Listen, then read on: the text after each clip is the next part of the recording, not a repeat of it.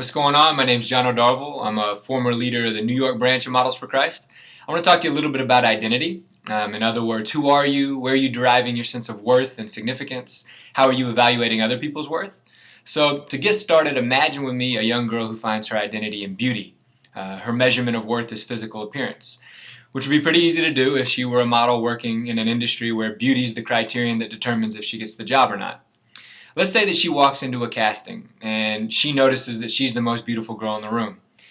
Suddenly she's filled with a sense of pride. She might even feel superior to the other girls in the room. But what happens if the next moment Heidi Klum walks in?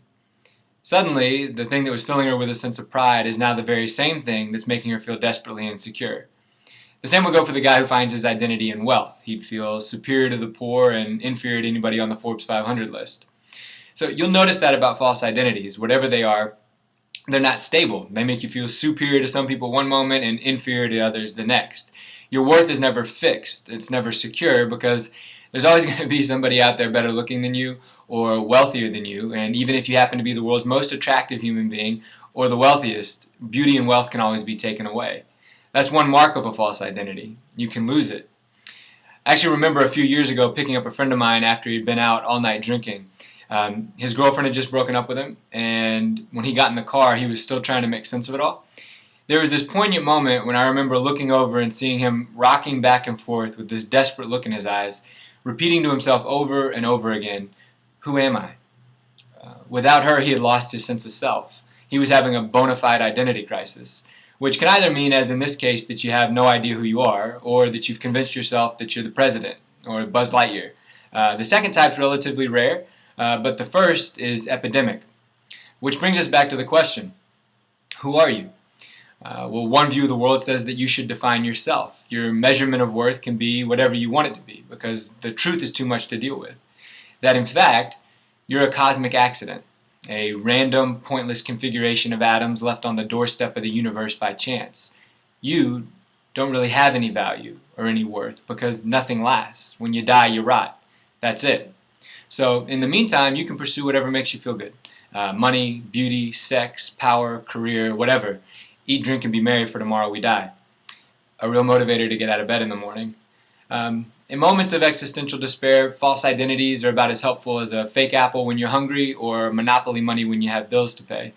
Like my friend, we're all desperate for a comforting answer, but on this view of the world, the universe is silent, and the silence is both deafening and definitive, that you are a nobody. There's another view of the world, one that says that you're an illusion. Life is a dream and you are a momentary fiction in a story of life, death, and rebirth, otherwise known as the karmic cycle.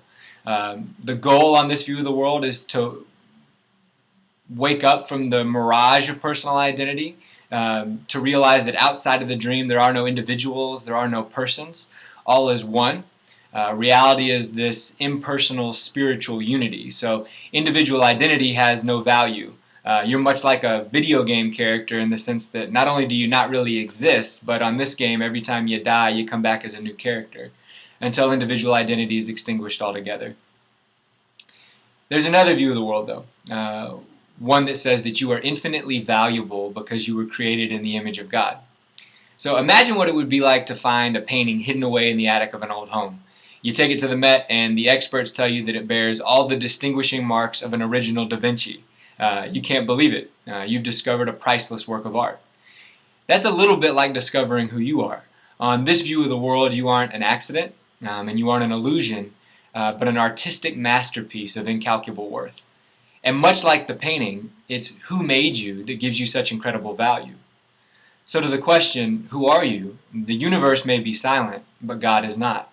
He answers as the only one who really can. You are His. To make sense of your experience, there's one other thing that you need to know. That we are all broken masterpieces. The imaging of God in us has been marred by sin. But the hope of the good news is that Jesus Christ was broken so that we could be restored.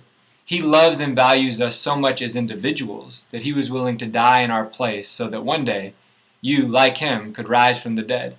Not as someone else, but as the true you.